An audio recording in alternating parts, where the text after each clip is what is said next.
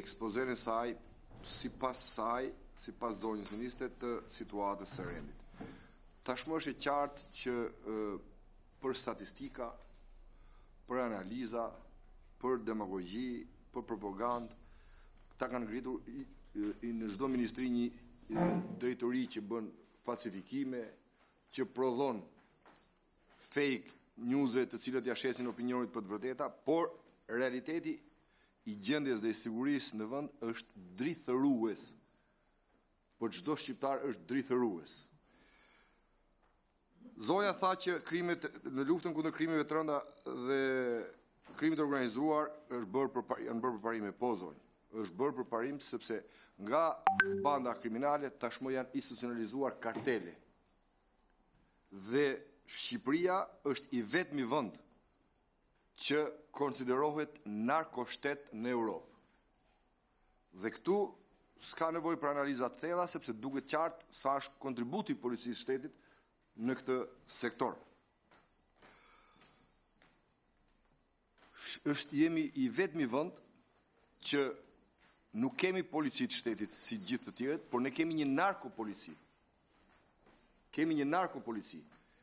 Drejtori i policisë shtetit, nuk e di a ju njeh ju për ministre, së bashku me nën drejtorin, edhe kryeministri kur ju emroi tha që do të merrem me adresat dhe me gjendjet civile, nuk ju dha fush mbase tek që të keni akses dhe fuqi tek policia e shtetit, por ju them drejtori jemi vetmi vend që drejtorin dhe nëndrejtorin e policisë shtetit nuk i ka caktuar ligji, as vullneti politik. Jemi vetmi vend ku dy drejtuesit kryesor të policisë shtetit i caktojnë kartelet. Përkatësisht, Ilir Proda, drejtori përgjithshëm i policisë shtetit, është emërtes Esuel Qelës,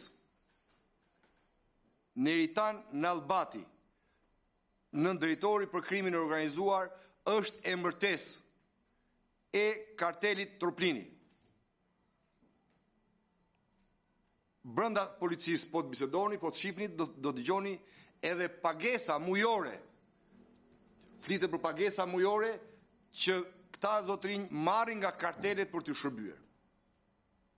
Në çdo qytet të Shqipërisë po të shkosh, din të thonë se këtë drejtorin e policisë cili kartel e ka sjell. Këtë shef komisariati cilit kartel e ka emëruar dhe kujt kartel i shërben. Ky është një realitet që nuk e mohon dot, sa do statistika të falsifikoni, sa do propagandë bëni, unë nuk them ty, pse nuk ju them ju, zonjë, sepse ju ja u ka kufizuar kryeministri i fushën, me policinë nuk keni punë, adresat në gjendje civile merru, por po flas për policinë e shtetit. Ky është një realitet. Edhe kjo është një realitet që duhet ta pranojmë. Tani ju flisni për raport më përpara, një vit para, 2 vjet përpara.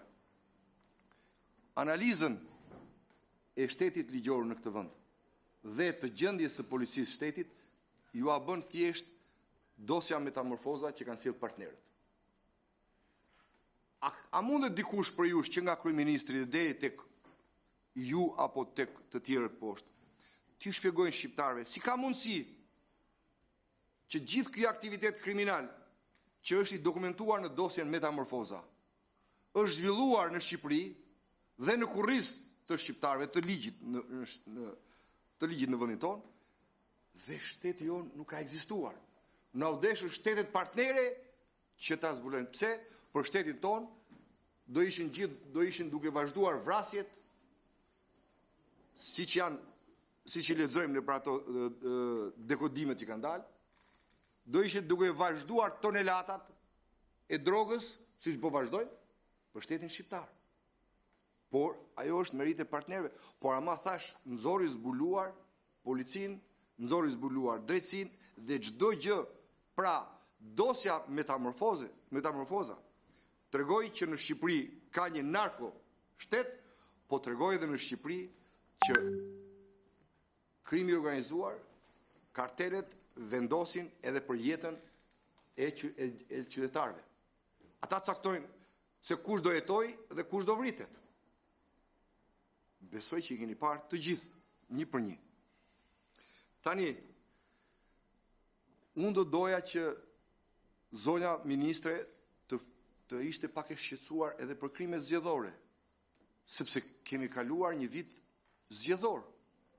Por jo, si që ndoqët të nderuar koleg, zonja ministre as nuk belbëzoi as një gërm për krime zgjedhore në këtë vend. Fare. Po pse? Po sigurisht, sepse